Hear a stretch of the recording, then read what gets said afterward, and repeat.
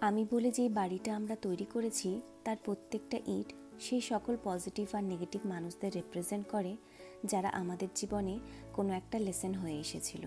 তাদের মধ্যে কারোর স্থায়িত্ব ছিল 3 ঘন্টা, আবার কারোর 3 বছর।